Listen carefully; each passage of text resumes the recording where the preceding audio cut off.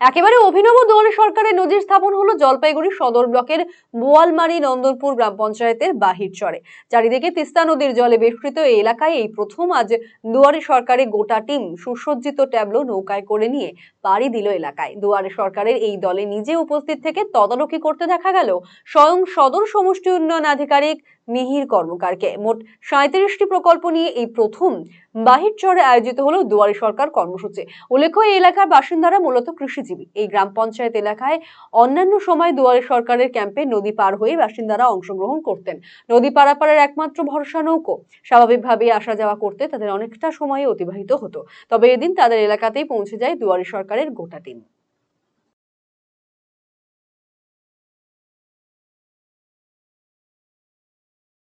এখানে আমাদের দুয়ারে সরকার আছে আজকে।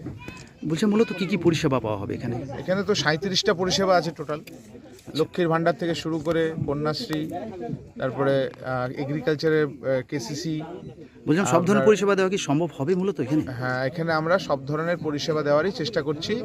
এখানে আমরা জানি যে ইলেকট্রিসিটি নেই। আচ্ছা, এখানে আমাদের অনেক সমস্যা হবে, তার জন্য আমরা মোবাইলে ব্যবস্থা করেছি। যারা জেরক্স দিতে পারবে না তাদেরটা আমরা ছবি তুলে ফোল্ডার করে আমাদের নাম সহ আমরা অফিসে নিয়ে এসে প্রিন্ট আউট বার করে নেবো আমরা। বলছিলাম স্যার, এই ধরনের একটা প্রত্যন্ত এলাকায় এই প্রথম বোধহয় হচ্ছে। তো তখনই আমার মনে হচ্ছে যে এখানে দুয়ারে সরকার করার প্রয়োজন আছে।